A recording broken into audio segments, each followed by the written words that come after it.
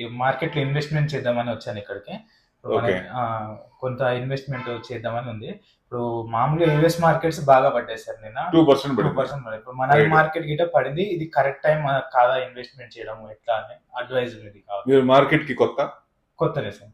First time investment. ఇప్పుడు first time investment వాళ్ళకి ఏమవుతుందంటే, ఇప్పుడు మార్కెట్ పడుతుంటే కొంచెం అనిపిస్తుంది పడితే ఇంకా మంచి లోలో దొరుకుతాయని. ఆల్రెడీ ఉన్న వాళ్ళకి పడుతుంటే భయం లేదు. ఆల్రెడీ ప్రాఫిట్ కొంత బుక్ చేసుకుంటారు. ఆ బుక్ చేసుకున్న ఇప్పుడు మన మార్కెట్ అసలు పడలేదు కదా, 49 months 50 months నుంచి అసలు పడలేదు. అంటే నిన్న ఒక రోజు పడింది కాబట్టి పెద్ద పడింది ఏముంది. లాస్ట్ వీక్ అంత ముందు శుక్రవారం 24,800 దగ్గరే క్లోజ్ అయింది. ఈ వారం కూడా దాదాపు 24,700 అక్కడే క్లోజ్ అయింది. ఏం పడింది?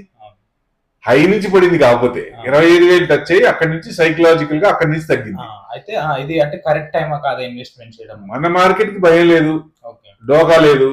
ఎందుకంటే ఒకవేళ పడింది, ఫర్ సపోజ్ పడింది అనుకోండి, ఏమవుతుంది? 5-10% కదా, ఎక్కువ పడితే మంచిదే కదా. ఇప్పుడు ఎక్కడ కొనాలి? పెరుగుతూ ఉంటే ఎక్కడ కొనాలా?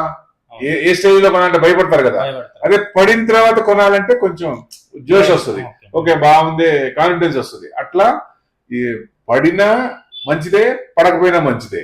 ఇప్పుడు ఈ టైంలో ఎంటర్ అయ్యి కొంచెం అంటే మార్కెట్ కరెక్ట్ గా పడుతుంది అని చెప్పలేదు. ఈ ఎండ్ పాయింట్ ఎవరు పట్టుకోలేరు, స్టార్టింగ్ పాయింట్ ఎవరు పట్టుకోలేరు. సో మనం చేసిన తర్వాత మనం ఇన్వెస్ట్మెంట్ చేసి దానికి అనుగుణంగా ఎంత తెచ్చుకోవాలి, ఎంత పర్సెంటేజ్ మనం ఉండాలి, ఎంత టైం వెయిట్ చేయాలి అనేది క్వశ్చన్. సో మనం జనరల్ గా అనుకునేది ఎలా అంటే ఇంకో నెల అవుద్ది. ఆ ఇన్వెస్ట్మెంట్ ఆపాల్సిన పనే లేదు, కంటిన్యూ చేయొచ్చు. ఎందుకంటే ఈ టర్మ్ మోడీ 3.0 టర్మ్ కూడా బ్రహ్మాండంగా ఉంటది, డౌటే లేదు. యుఎస్ మార్కెట్స్ ఏంటంటే ఒకసారి దడాలను పడతాయి, నెక్స్ట్ టైం పెరుగుతాయి. ఇప్పుడు వాళ్ళు ఇంట్రెస్ట్ రేట్లు తగ్గిస్తాం సెప్టెంబర్ లో అన్నప్పుడు పడింది. నెక్స్ట్ డే వాళ్ళ ఆలోచన ఏంటి? సెప్టెంబర్ లో తగ్గిస్తారా లేదా, ఇంట్రెస్ట్ తగ్గిస్తారా లేదా అనేది డౌట్, అందుకే పడింది. వేరే కారణం లేదు. ఈ యుద్ధాలు కామన్. ఆ యుద్ధాలు ఎప్పుడు వస్తుంటాయి, చిన్న చిన్న పోతా ఉంటాయి, పెద్ద ఏం కాదు. ఏదైనా యుద్ధం వచ్చినా స్టార్టింగ్ లో ఉంటది, తర్వాత మార్కెట్ పెరిగిపోద్ది. సో మెయిన్ ఇదే కారణం. వాళ్ళు ఇంట్రెస్ట్ రేట్లు భయం పట్టుకుంది. వీళ్ళు తగ్గిస్తారా, సెప్టెంబర్ లో తగ్గిస్తారా, డిసెంబర్ లో తగ్గిస్తారా, లేకపోతే 25 నెక్స్ట్ ఫైనాన్షియల్ ఇయర్ తగ్గిస్తారా అనేది భయం. ఇప్పుడు దాకా చేస్తాం నెట్టుకొచ్చారు కదా, అది మెయిన్ కారణం పడింది. మండే లేసినా లేవచ్చు. మన మార్కెట్ అంటారా, ఎస్బీఐ రిజల్ట్స్ వచ్చినాయి, ఫెంటాస్టిక్ ఉన్నాయి, మార్లెస్ ఉన్నాయి.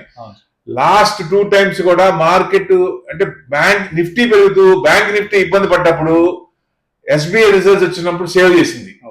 సేమ్ సిచ్యువేషన్ రేపు రావచ్చా అంటే అవకాశాలు ఎక్కువ ఉన్నాయి. వస్తుంది అని నేను గ్యారంటీ చెప్పలేను, కానీ అవకాశాలు ఎక్కువ ఉన్నాయి. రేపు గ్యాప్ అప్ అయినా అవ్వచ్చు, ఎస్బీఐ లేపచ్చు. ఎందుకంటే బ్యాంకుల్లో ప్రైవేట్ బ్యాంకులు పెరిగినాయి కానీ గవర్నమెంట్ బ్యాంకులు పెరగల.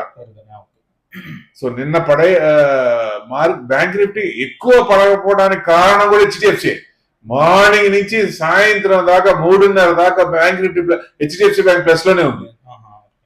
సో ఈ ఎస్బీఐ కనుక సపోర్ట్ చేస్తే మార్కెట్ ఇది అవుతుంది. ఏదైనా సిక్లికల్ పెరిగిందే పెరగట్లేదు కదా, ఇంకో సెక్టర్ తీసుకుంటున్నారు, దాన్ని పెంచుతున్నారు. అంటే బుల్ మార్కెట్ లో సిక్లికల్ ఉంటాయి, ఒక్కొక్క సెక్టర్ లేపుతారు, మళ్ళీ అది వదిలేసి వేరే దానికి వెళ్తారు. అట్లా ఎఫ్ఐఐసి ఎక్కడ ఇన్వెస్ట్మెంట్ చేస్తున్నారు, అది ఒక స్టెప్ మనం ముందుంటే డెఫినెట్ గా మనకి రిటర్న్స్ ఎక్కువ వస్తాయి. ఎందుకంటే బాగా పడుతుంది, ఒకే రోజు మళ్ళీ నెక్స్ట్ బాగా వస్తుంది. ఇది అర్థం చేసుకోవాలి. భయపడాల్సిన పనే లేదు. ఏదన్నా నెగిటివ్ ఉంటే తెలిసిపోద్ది. ఇంటెన్సివ్ సెల్లింగ్ కానీ కంటిన్యూస్ గా ఇంకా 2 రోజులు 3 రోజులు బాగా ఇట్లనే పడుతుంది, అప్పుడు ఆలోచించాలి.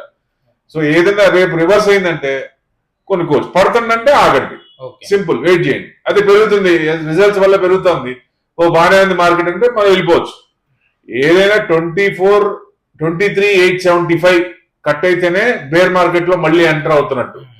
23,875 పైన ఉంటే అక్కడి నుంచి బుల్ మార్కెట్ లో ఉన్నట్టే లెక్క. ఇది గుర్తుపెట్టుకోండి చాలు. Thank you.